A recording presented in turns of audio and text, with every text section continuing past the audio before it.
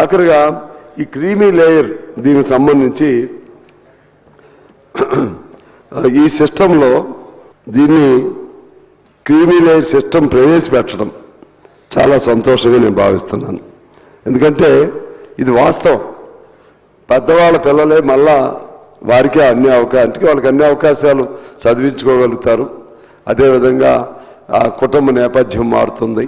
దానివలన బెనిఫిట్ అయినటువంటి వాళ్ళ పిల్లలే మరలా బెనిఫిట్ అవుతూ ఉన్నారు. అది కూడా ఒక అసంతృప్తి ఉంది అదే వర్గంలో.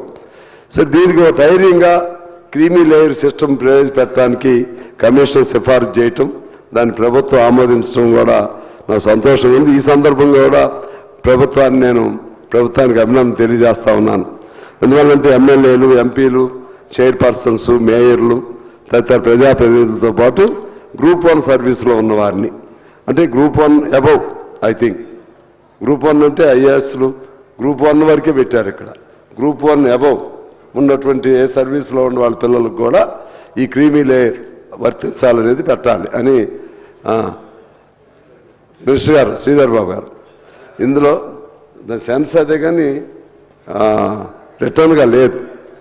మేయర్లు తదితర ప్రజాప్రతినిధులతో పాటు గ్రూప్ 1 సర్వీసుల్లో ఉన్న వారిని, ఇలాంటి స్థానాల్లో ఉన్న వారిని క్రీమీ లేయర్కి పరిగణించాలని సూచించింది. గ్రూప్ 1కి అబౌవ్ ఉన్నటువంటి గ్రూప్ 1కి అబౌవ్ సర్వీసులో ఉన్న వాళ్ళందరికీ వాళ్ళ పిల్లలకి ఈ క్రీమీ లేయర్ వర్తించాలనే అవార్డింగ్ ఉంటే బాగుంటుంది అనేది నా అభిప్రాయం. ఆ విధంగా ఇవాళ ఒక మన ముఖ్యమంత్రి గారు చెప్పినట్లుగా అలాగే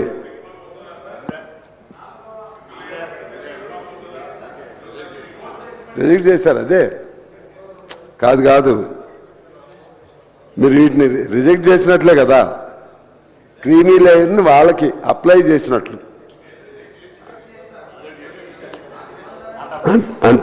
అంటే అట్లా కాదు, క్రీమీ లేయర్ పరిధిలో వాళ్ళందరూ వస్తారనే కదా.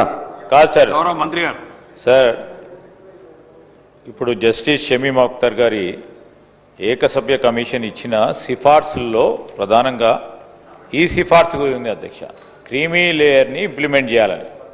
So cabinet sub committee recommend ఏం చేసిందంటే క్రీమీ లేయర్కు సంబంధించి దాన్ని మనము అంగీకరించద్దు, తిరస్కరించింది.